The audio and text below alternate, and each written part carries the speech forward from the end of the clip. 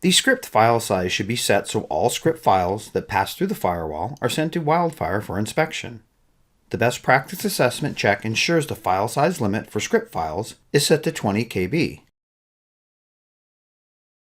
As each firewall model has a different disk buffer size for forwarding to a sandbox, increasing the maximum script file size limit may affect forwarding capacity in terms of the number of files the firewall can forward. So it's possible that not all files will be forwarded to WildFire if multiple big zero-day files are processed at the same time. You can tune the maximum size setting and observe whether there's enough buffer space to handle a higher limit. You have been redirected to the BPA Plus wizard either from a BPA report or from the Get Help section. You can provide feedback directly to the BPA Plus configuration wizard team by clicking on the feedback link on the left side of the tool. The first step is to select Browse Files and upload the latest tech support file. Navigate to the tech support file and click Open.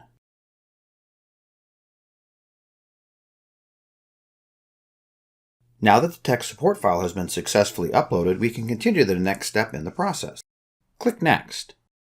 This screen is to let you know how to set up the PanOS CLI. We also recommend that you create a backup of your existing configuration before you start making any configuration changes on your firewall.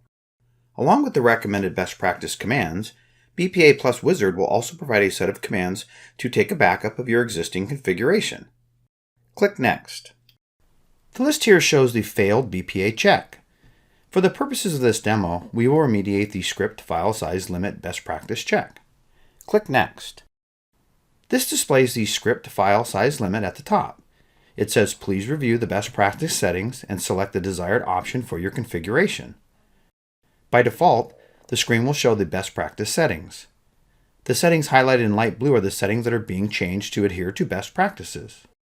If you click on Existing Setting, you will see the setting that you have in your configuration. You will see a note at the top that says, "Are you sure you want to deselect the best practice setting for this profile?" We advise against this as it will make your system less secure. When you choose to use the existing settings for any failed best practice check, a numbered badge appears in increments in the left-hand wizard panel, next to the best practice check category. This failed best practice check will not be remediated. You want to take action against the failed best practice check, so we will click the best practice setting and click Next. The next section is the Generate Set commands. At the top you can see a Download All Commands button, and this is useful if you're remediating multiple best practice checks and you want to download a file with all the recommended best practice commands. Below is the list of the best practice recommended commands, along with the commands to take a backup of your existing configuration. Now we'll click Copy Commands. The next step is to open an SSH session to the firewall. Paste the commands into the CLI. There are no warnings, so we are good to perform a commit operation.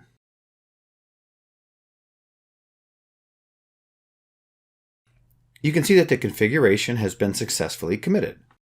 The next step is to check our firewall settings. We'll go to our firewall under Device, click Setup, then click WildFire. We can now see that under General Settings, the script is set to 20 KB. This will ensure the best practice check passes. This concludes the demo.